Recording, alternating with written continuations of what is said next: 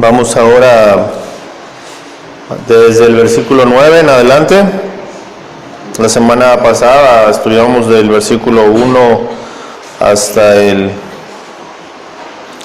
9, de hecho. Voy a tomar nuevamente el versículo 9. Dice: y de inmediato el varón quedó sano, y levantándose tomó su camilla y anduvo, y ese día era día de reposo. Entonces los judíos le dijeron al que había sido sanado: es día de reposo, no te es lícito cargar tu camilla.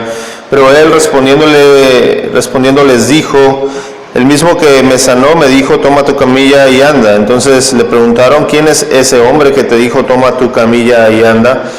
Pero el que había sido sanado ignoraba quién era él, porque Jesús se había retirado de la gran multitud que estaba en aquel lugar. Después de un tiempo, encontrándolo Jesús en el templo, le dijo: mira, has sido sanado, no peques más, para que no te sobrevenga algo peor que lo primero. Luego el varón fue y dijo a los judíos que Jesús era el que lo había sanado, y a causa de esto los judíos perseguían a Jesús y lo buscaban para darle muerte, porque hacía estas cosas en día de reposo. Pero Jesús le dijo: mi Padre hasta ahora trabaja y también yo trabajo. Por esa causa los judíos todavía más procuraban darle muerte, no solamente porque profanaba el día de reposo, sino porque también decía acerca de Dios que era su Padre, haciéndose a sí mismo igual a Dios.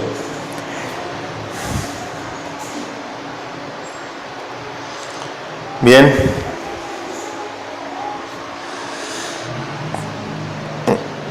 Y de inmediato, dice, el varón quedó sano, versículos 9 y 10. Y levantándose tomó su camilla y anduvo, y ese día era día de reposo. Y entonces los judíos le dijeron al que había sido sano: es día de reposo, no te es lícito cargar tu camilla. Así que lo primero que vemos aquí es que nuestro Señor escogió deliberadamente sanar a este hombre en día de reposo, para confrontar la superficialidad y la bancarrota del legalismo judío.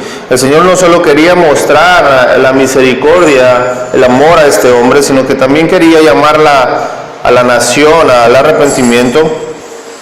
Quería confrontar la autojustificación del pueblo a través de que ellos hacían buenas obras, y ellos creían ser justificados a través de sus buenas obras, y esto era mera religiosidad, como hoy podemos verlo también. Mucha gente piensa así, cree que por sus obras pueden ser justificados, y van y hacen rituales, ¿verdad? Y van a rezarle a un santo o a la Virgen, no sé. Así que no hay mucha diferencia de lo que vemos hoy y de lo que se veía en aquel entonces, pero había... estos hombres estaban engañados y vivían una religión superficial. Ellos crearon estipulaciones no bíblicas que llevaban a este pueblo una vida espiritual de engaño. Ellos se habían vuelto expertos en sustituir los mandamientos de Dios con sus tradiciones. Lo vemos hoy también. Hoy lo podemos ver, por ejemplo, la religión católica ha sustituido la palabra de Dios por tradiciones, por todo ese tipo de cosas, y la gente es engañada y es atraída por este tipo de cuestiones y vive en un engaño.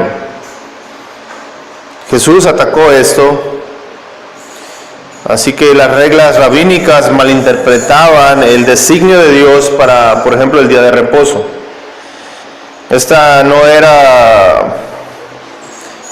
día de reposo no era el medio para obtener la aprobación de Dios, como parecen que ellos creían eso. Ellos están guardando celosamente el día de reposo porque ellos creen que a través de guardar el día de reposo ellos pueden alcanzar la aprobación para con Dios.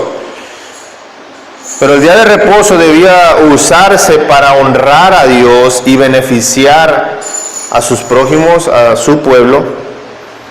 Jesús lo manifiesta así, pues dice Marcos 2, 23 al 28, dice, porque no es la primera vez que Jesús sana y hace cosas en día de reposo, que según los judíos decían no se debían hacer. Jesús constantemente hace cosas en día de reposo, sana en día de reposo, varias veces lo hace y lo vamos quizá a estar viendo. Porque Jesús quiere estar aclarando y estar quitando todo ese estigma de legalismo judío y religioso que llevaba a las personas a guardar un día no como debía ser. Así que Marcos 2, 23 al 28 dice: sucedió que pasando Jesús durante un día de reposo por unos sembradíos, sus discípulos arrancaban espigas mientras caminaban. Entonces le dijeron los fariseos: mira, ¿por qué hacen ellos lo que está prohibido hacer durante el día de reposo? Jesús respondió: ¿nunca han leído lo que hizo David cuando tuvo necesidad y sintieron hambre, él y los que lo acompañaban? ¿Cómo se introdujo en la casa de Dios cuando Abiatar era su sumo sacerdote y comió el pan de la mesa de Yahweh, el cual no está permitido comer sino solamente los sacerdotes, y también dio a los que lo acompañaban? Y les dijo: el día de reposo fue creado para el hombre y no el hombre para el día de reposo. Por tanto, el Hijo del Hombre es también Señor del día de reposo. Y ese es el punto. Nuestro Señor es el dueño de este día de reposo. Es Señor del día de reposo. Por lo tanto, Él tenía derecho de actuar en el día de reposo como Él quisiera, porque no se creó el día. Dice: el día de reposo fue creado para el hombre y no el hombre para el día de reposo. Así que, sin embargo, el Antiguo Testamento prohibía trabajar en el día de reposo. La prohibición rabínica de cargar cosas en el día de reposo era un tema, o era algo que ellos se basaban en pasajes como Nehemías 13, del 15 al 18, en donde dice: en aquellos días vi en Judá algunos que pisaban en lagares el día de reposo y que acarreaban haces y cargaban asnos con vino y también de uvas, de higos y de toda suerte de carga, y que traían a Jerusalén en día de reposo, y los amonesté acerca del día en que vendían las provisiones. También había en la ciudad tirios que traían pescado y toda mercadería y vendían en día de reposo a los hijos de Judá en Jerusalén, y reprendí a los señores de Judá y les dije: ¿qué mal cosa es esta que vosotros hacéis profanando así el día de reposo? ¿No hicieron así vuestros padres y trajo nuestro Dios todo el mal sobre nosotros y sobre esta ciudad? Y vosotros añadís ira sobre Israel profanando el día de reposo. Ese es un pasaje que ellos tomaban. Otro, Jeremías 17, 21 al 22. Dice: así ha dicho Jehová: guardaos por vuestra vida de llevar carga el día de reposo y de meterla por las puertas de Jerusalén. Ni saquéis carga de vuestras casas en día de reposo, ni hagáis trabajo alguno, sino santificad el día de reposo, como mandé a vuestros padres. Así que, sin embargo, estos pasajes iban dirigidos a individuos que tenían sus propios negocios. Estamos hablando de que hay gente que mercadeaba, ¿no?, el día de reposo. Eso es lo que hablan esos pasajes. Era el trabajo normal de las personas, y ellos debían participar ya no debían participar en las ocupaciones normales que tenían semanalmente, ya no en día de reposo. Sin embargo, esto no aplica al hombre sanado de este relato de Juan 5. ¿Por qué? Porque él no se ganaba la vida cargando su lecho. Sin embargo, esos rabinos indignados le dicen: no te es lícito llevar tu lecho. Él no se estaba ganando la vida cargando su lecho, pero ellos están buscando una excusa para acusar a Jesús nuevamente.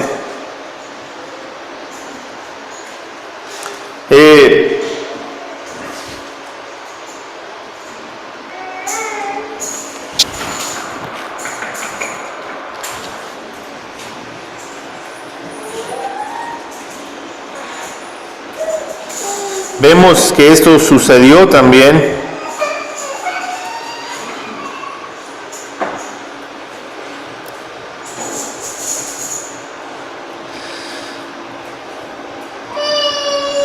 Cuando Jesucristo sanó al hombre que nació ciego, no le dijo que hiciera alguna cosa, pero sin embargo, recuerdas que los fariseos van y preguntan a sus padres y están queriendo también de alguna manera amenazar o influenciar de una mala manera para que digan o que vean que va con Jesús, perdón, los fariseos van con sus padres de este hombre ciego, y ellos queriendo encontrar alguna manera de culpar a Jesús.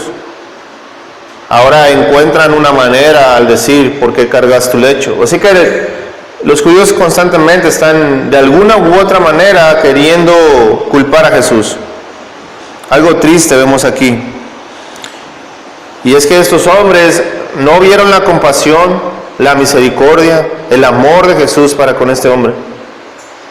No se alegraron por la condición de este hombre que tenía ya 38 años en esta condición, sino que su orgullo, su egoísmo, su religiosidad, su celo absurdo les llevó a decir esto: es día de reposo, no te es lícito cargar tu camilla.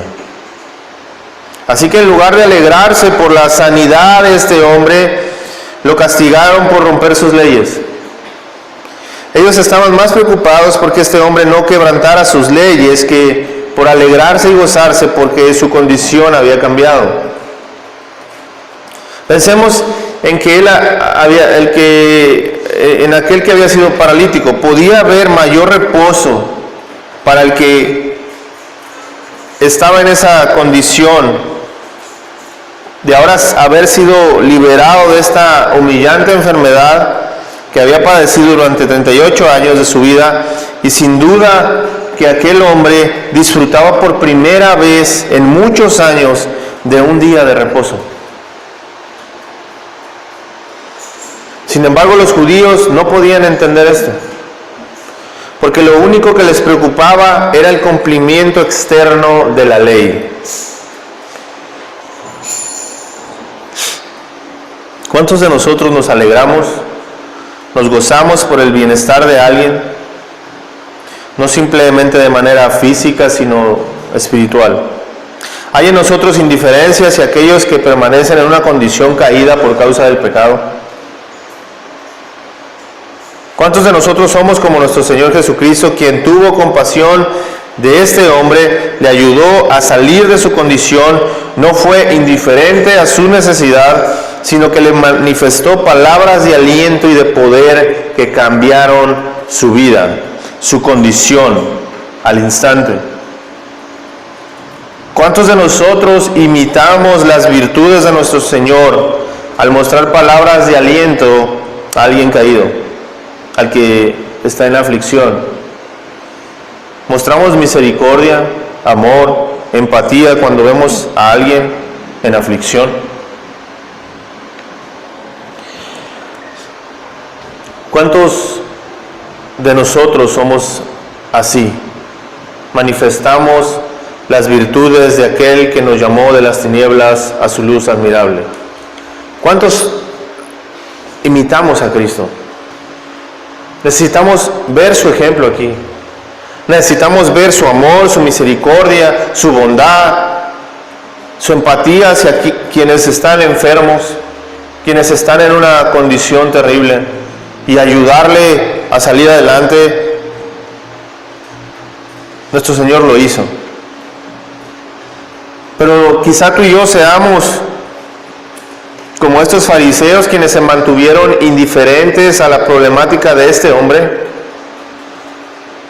que cuando le vieron sano, en lugar de alegrarse por su nueva condición, le condenaron por cargar su camilla en día de reposo, incapaces de mostrar amor por su prójimo, celosos de su religión, de guardar leyes externas que manifestaban un celo absurdo por obras que ellos mismos habían establecido. Muchos de nosotros en nuestro razonamiento somos así.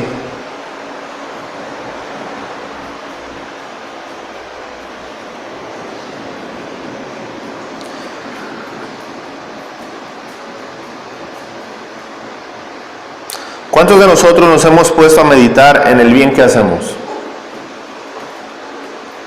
contra el mal que hacemos a las personas? ¿Cuántos tenemos la mente de estos legalistas? ¿Cuántos juzgamos a nuestras parejas, a nuestras amistades, al vecino que hizo esto o aquello? ¿Cuántos nos creemos con el derecho de juzgar igual que el derecho que creían tener estos judíos? ¿Cuántos creemos tener el poder para juzgar? Hablar mal de alguien, dejar de expresar el amor hacia quienes te rodean. Es más fácil emitir palabras de aliento que de desaliento para ti. ¿Cuántos tenemos esa actitud? Nos hemos puesto a pensar y a meditar cuántas palabras de aliento salen de nuestra boca, las cuales pueden cambiar la condición de quienes nos rodean. ¿Cuántos somos así?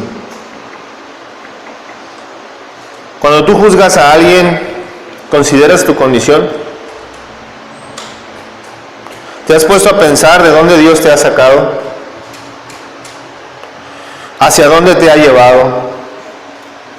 ¿Has mirado sus misericordias que te ha manifestado cada día? ¿Has considerado la salvación que te ha otorgado sin tú merecerla y aún así crees tener el derecho de juzgar a alguien?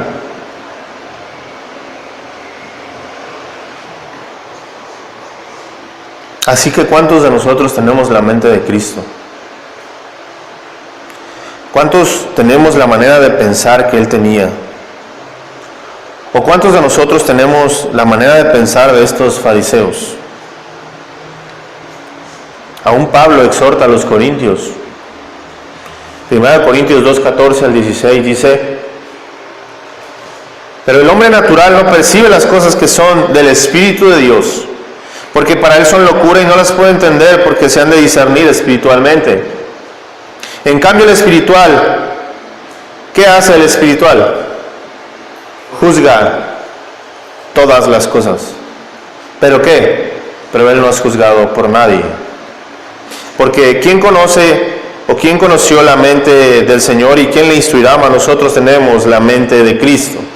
Así que, ¿qué es lo que nos quiere decir Pablo aquí? El que juzga todas las cosas sin que sea juzgado por nadie, ¿quién es? ¿Quién es? El espiritual. El problema aquí es que muchos de nosotros no juzgamos espiritualmente. Muchos de nosotros juzgamos en la carne. Y entonces actuamos como el hombre natural, quien no percibe las cosas que son del Espíritu de Dios. Y no las puede entender y no las puede discernir porque para él son locura. Pablo exhorta a los Gálatas en el capítulo 6 también. Y les dice: hermanos míos, si alguno entre ustedes fuera sorprendido en alguna falta, los que de entre ustedes están en espíritu, corríjanlo con espíritu humilde y tengan cuidado, no sea que ustedes también sean tentados.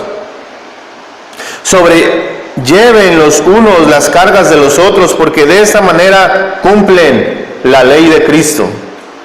Pero si alguno estima que es algo, ¿quién estima que es algo? El que juzga. El que juzga estima ser mejor que al que está juzgando. Así que Pablo dice a estas personas que juzgan todo el tiempo, que tienen una actitud como estos fariseos: si alguno estima que es algo, porque los fariseos creían ser algo, ellos eran prácticamente los gobernadores del pueblo, los que gobernaban, los que incluso implementaban sus propias leyes, sus propios reglamentos para el pueblo judío. Y ellos creían ser algo, pero ellos no eran nada. Dice Pablo: pero si alguno estima que es algo, no siendo nada, se engaña a sí mismo. Así que examine cada quien su obra y entonces podrá enorgullecerse acerca de sí mismo y no acerca de otros. porque cada uno debe llevar su propia carga. El que escucha la palabra comparta toda cosa buena con quien lo instruye. No se engañen, de Dios nadie puede burlarse, porque lo que el hombre siembre, eso mismo cosechará. El que siembra para la carne, de la carne cosechará corrupción, pero el que siembra para el Espíritu, del Espíritu cosechará vida eterna. Y cuando hagamos lo que es bueno, no nos cansemos, porque llegará el tiempo de cosechar y ya no nos cansaremos. Por tanto, mientras tengamos oportunidad, hagamos el bien a todos, en especial a los de la familia de la fe. Así que vemos lo que Pablo hace aquí. Exhorta a los corintios, a los gálatas. Así que esta es una parte importante que vemos aquí. Estos hombres juzgaron el buen accionar de nuestro Señor. No vieron lo bueno.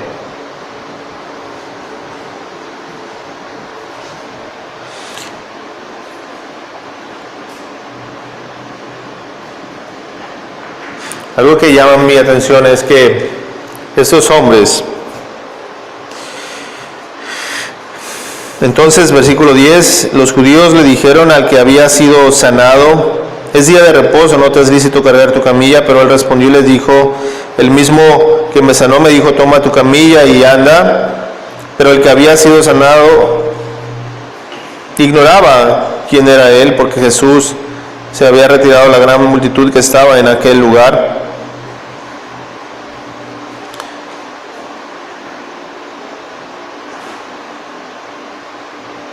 Versículo 12 dice: entonces le preguntaron, ¿quién es este hombre que te dijo, toma tu camilla y anda? ¿Te das cuenta que ellos no responden acerca de quién hizo este gran milagro? ¿Quién tuvo misericordia de ti? ¿Quién te amó de esa manera?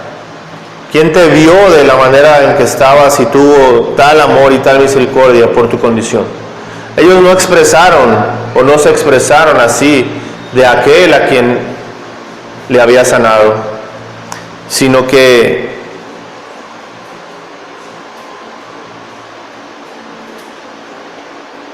le preguntaron, ¿quién es ese hombre que te dijo, toma tu camilla y anda? Algo trivial.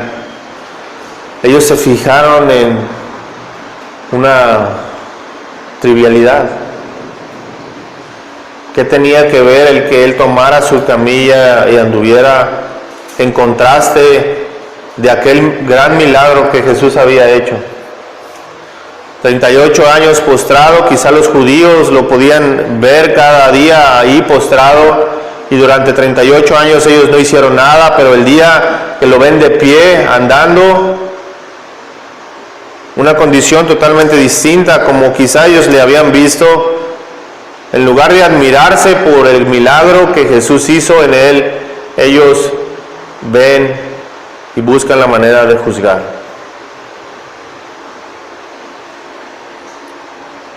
Esto manifiesta lo que hay en el corazón del hombre. Eso hay en nuestro corazón, quizá.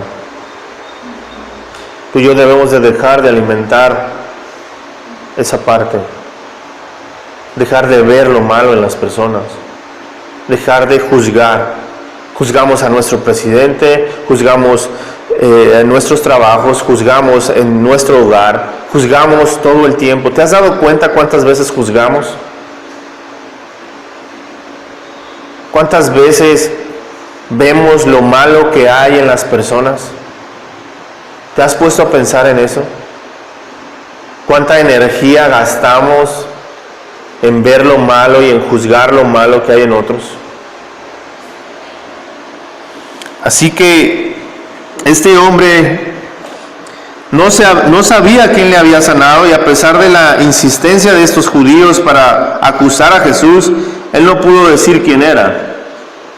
Sin embargo, como nos dice el relato, después de un tiempo lo encontró Jesús en el templo y le dijo: mira, has sido sanado, no peques más para que no te sobrevenga algo peor que lo primero. Esas mismas palabras las encontramos en Juan 8, cuando le dice a la mujer que fue encontrada en adulterio, le dice que ve y no peques más. A este hombre le dice lo mismo: ve y no peques más, para que no te sobrevenga algo peor que lo primero. Este hombre había sido sanado físicamente, pero aún no espiritualmente. Jesús ahora viene a él y le dice: no peques más para que no te suceda una cosa peor. Y yo me pregunto, ¿qué peor cosa hay que la condenación eterna? Quizá nuestro Señor Jesucristo no estaba hablando, aunque yo tengo que hablar un poco también acerca de este tema, acerca de la condición de este hombre.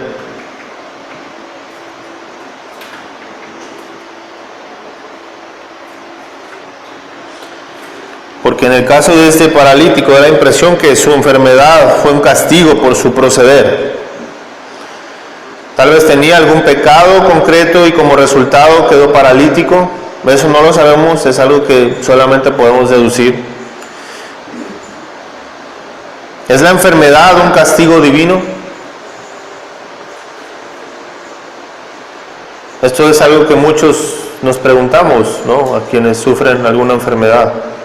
Pero es evidente que no todas las enfermedades son fruto del pecado personal del enfermo, porque en casos vemos quienes se enferman son inocentes.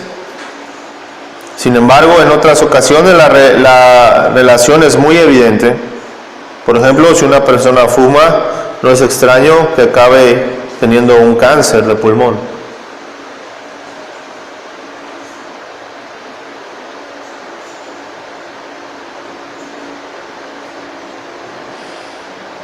Aún así, vemos que este hombre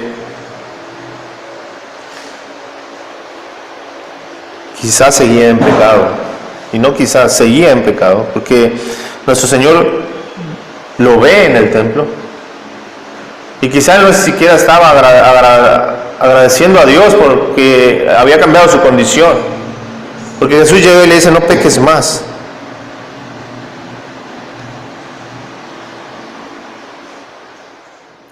¿Qué necedad hay en el hombre que puede ver las misericordias de Dios en su vida, su amor, su benevolencia, y aún así seguir pecando?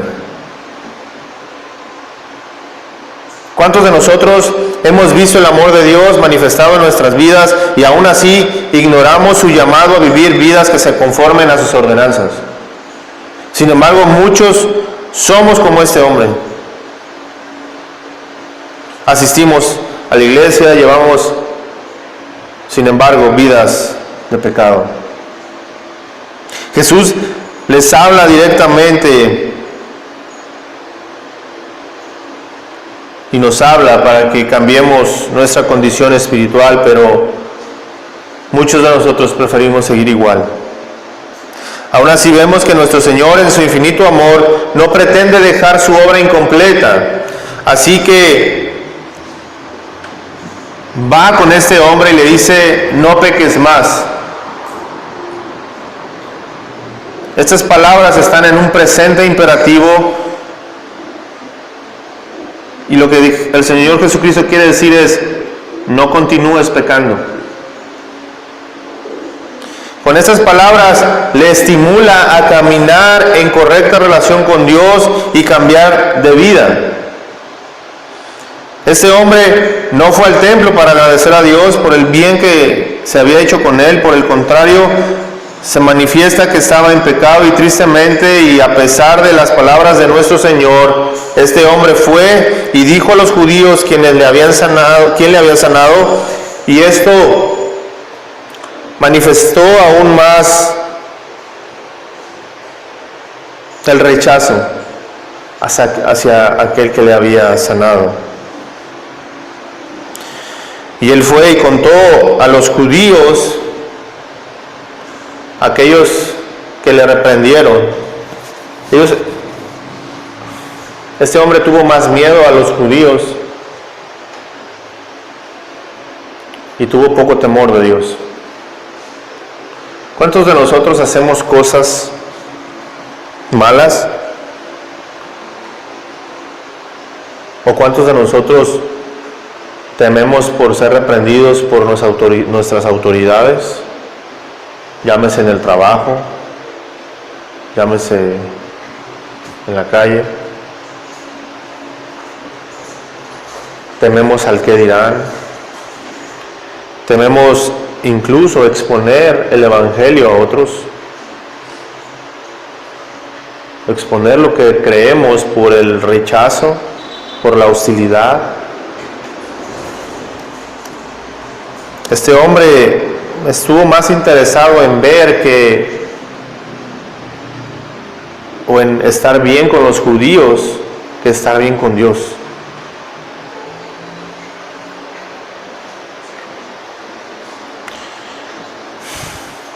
¿A quién agradas tú? ¿A Dios o a los hombres?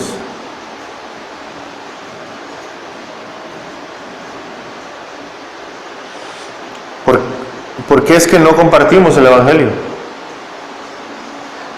Tememos a la hostilidad y al rechazo. Vemos que nuestro Señor Jesucristo hace milagros una y otra vez, cada vez que Él hace milagros, y en especial, cuando hace este milagro, hay una hostilidad que vamos a ver al final, porque dice en el último versículo que por causa de esto, los judíos todavía más procuraban darle muerte, no solamente porque profanaba el día de reposo, sino porque también decía acerca de Dios que era su Padre, haciéndose a sí mismo igual a Dios. Así que una y otra vez, constantemente, conforme nuestro Señor manifiesta su poder y empieza a sanar, empieza a predicar el Evangelio, empieza a mostrar la autoridad que Dios le dio, al igual que tú y yo tenemos esa misma autoridad, y vamos a tener que padecer lo mismo si queremos seguir las pisadas de nuestro Señor, si queremos seguir su ejemplo, si queremos ser igual a Él, tener su carácter, su mente. Tendremos que hacer lo mismo que Él hizo. Pero ¿sabes cuál es el problema? Que muchos de nosotros estamos en una condición pasiva, quizá como la de este hombre, queriendo agradar a aquellos religiosos y legalistas. ¿Y cuántos de nosotros decimos, bueno, es que tú tienes una creencia y yo tengo una creencia y yo respeto? Tu creencia y mi creencia, nadie se mete con eso y todos en paz. Pero sabes que si nuestro Señor Jesucristo hubiese tenido ese tipo de pensamiento, no hubiese ido a la cruz. Tú imagínate a Jesús diciendo, bueno, judíos religiosos, ustedes tienen sus leyes y yo tengo las mías, yo voy por mi lado y ustedes por el suyo, llegamos a un acuerdo de paz, cada quien por su lado, y quizá nuestro Señor Jesucristo no hubiese tenido que ir a la cruz. No habría quien le acusara, no habría hostilidad, no habría rechazo. Y la pregunta es, ¿cómo están nuestras vidas hoy? Cuando hablamos de conformarnos a la mente de Cristo, a tomar nuestra cruz cada día y seguirle, ¿qué implicación tiene eso en nuestras vidas cuando vemos este ejemplo? Porque nuestro Señor hay hostilidad, hay rechazo hacia el bien que Él hace.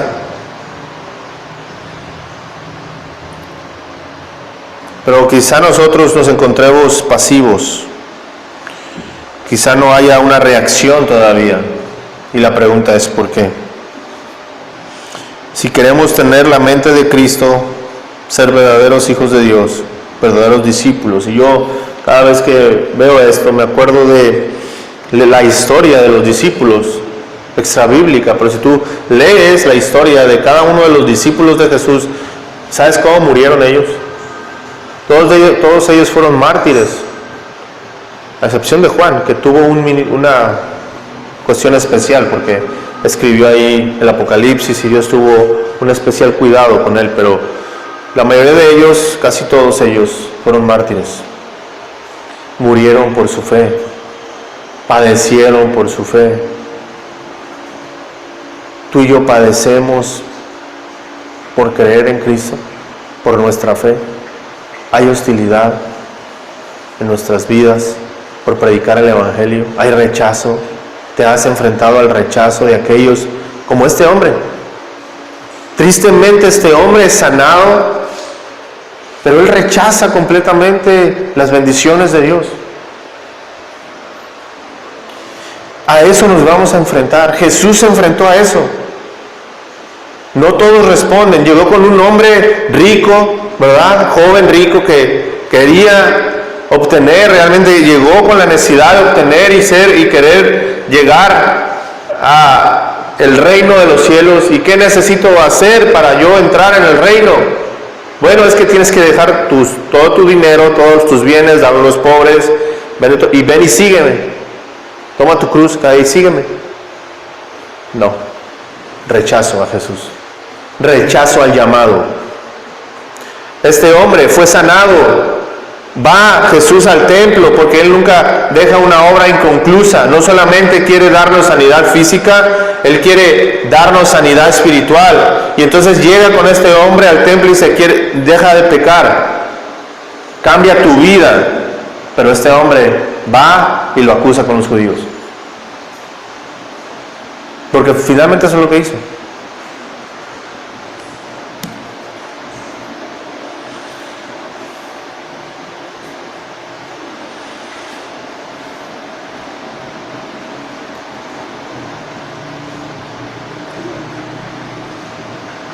Vemos aquí una clara imagen de indiferencia, de temor hacia lo que estos hombres podían hacer a este hombre. Este hombre tuvo la vista muy corta, nunca conoció a Jesús, aquel que lo sanó. ¿Y sabes a qué me recuerda esto? A Judas, quien de la misma manera fue llamado a ser discípulo de Jesús, vio sus milagros, quien continuamente escuchó las palabras de Jesús, quien vio todo lo que Jesús hacía, convivió, comió, desayunó, comió y cenó con Él durante 3 años. Su ministerio. Quizá pudiéramos hablar de una hermandad, de algo muy familiar ahí. Pero su corazón incrédulo estaba lejos de Él. Y Él tuvo un trágico final. Después de traicionar a nuestro Señor, fue y con el dinero de su iniquidad compró un campo en donde se ahorcó. Qué triste final tienen las vidas que rechazan el amor, la gracia y la misericordia de Dios. Quienes viven vidas llenas de temor, de incertidumbre, quienes no pueden disfrutar plenamente del reposo que da a Cristo. ¿Sabes que este hombre me da tristeza? Porque hablamos del día de reposo. Este hombre tuvo reposo físico desde que Jesús le sanó. Jesús le quería dar reposo espiritual, un mejor reposo, un mayor descanso, pero este hombre no quiso. Muchos son así.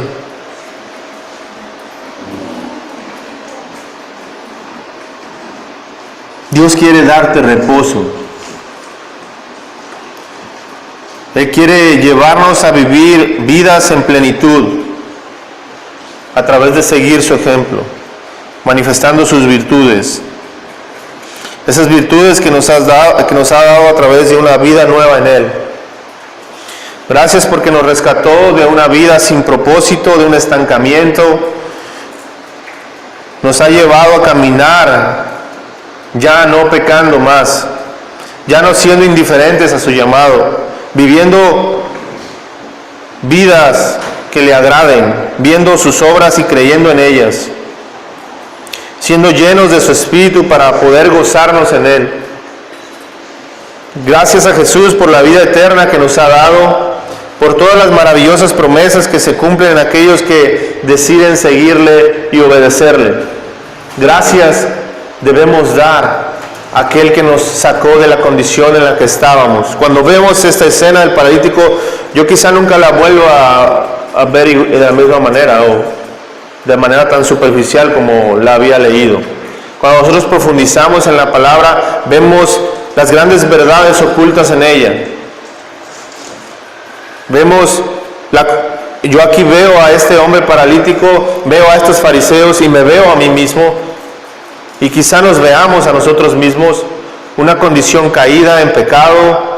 Dios nos sacó de ahí y nos llevó a vivir vidas para que le agradáramos a Él en todo lo que hacemos, pero muchas veces somos como este hombre paralítico que está ahí en el templo, pero está en pecado. Está ahí, pero no está agradeciendo. Y esos fariseos igual. Están una vez y otra vez constantemente viendo los milagros y señales de nuestro Señor Jesús, pero ellos no creen y juzgan. Hay varias actitudes aquí, si nos damos cuenta, que reflejan la condición del hombre. Refleja nuestra condición, una condición mala, una condición con la que constantemente tú y yo tenemos que lidiar, porque Pablo mismo lo dice. En el libro de Romanos habla de esta condición. Con la carne sirvo a la ley del pecado, pero con el Espíritu a la ley de Dios. Y mientras estemos aquí en este cuerpo, tendremos que padecer constantemente, pero nuestro Señor nos invita a permanecer cerca de Él, en el Espíritu. No viviendo para las obras de la carne, sino siendo llenos de su Espíritu.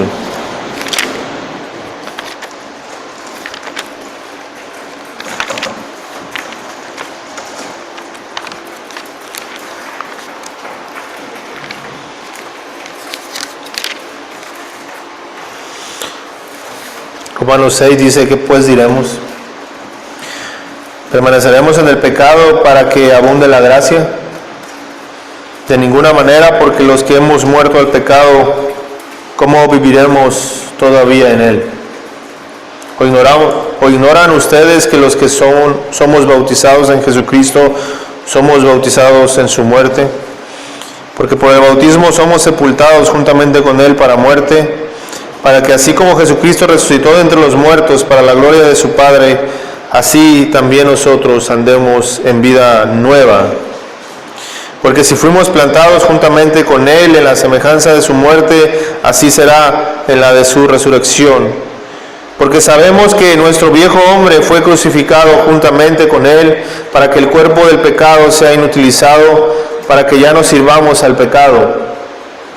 Porque el que ha muerto ha sido libertado del pecado, por lo cual, si hemos muerto con Cristo, creemos que con Cristo mismo viviremos.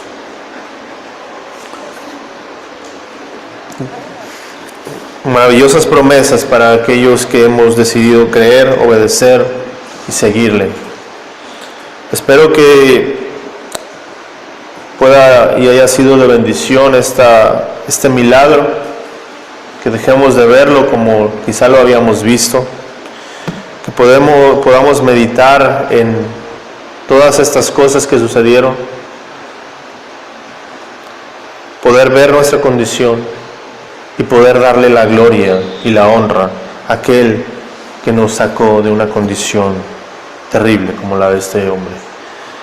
Vamos a orar. Padre, gracias te damos por este mensaje.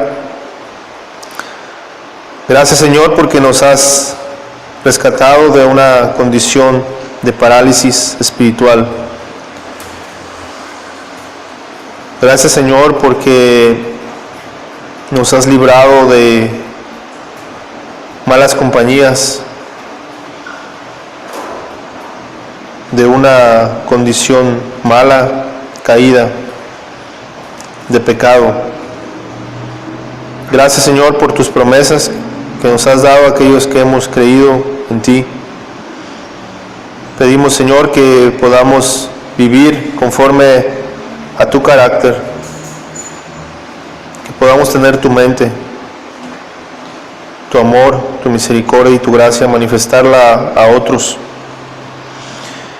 Que no seamos indiferentes a las necesidades de otros, sino que tú nos lleves a través de esta enseñanza a poder ser más sensibles, a que tú quites ese corazón de piedra y pongas un corazón de carne, un corazón que se sensibilice a tu palabra y a las necesidades de otros.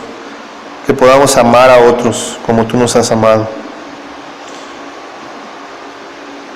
Gracias te damos, Señor, por tus promesas.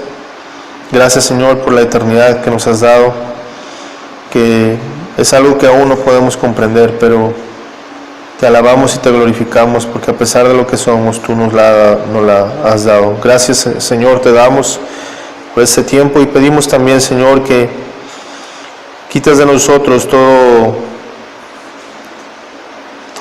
espíritu de maldad, de juzgar, de reprensión, todo aquello que nos acostumbramos a hacer, a juzgar y a criticar a otros, sino por el contrario, Señor, llévanos a amar, a manifestar palabras de aliento, de exhortación hacia otros, Señor. Gracias te damos por este tiempo y pedimos estas cosas en el bendito nombre de tu Hijo Jesús. Amén.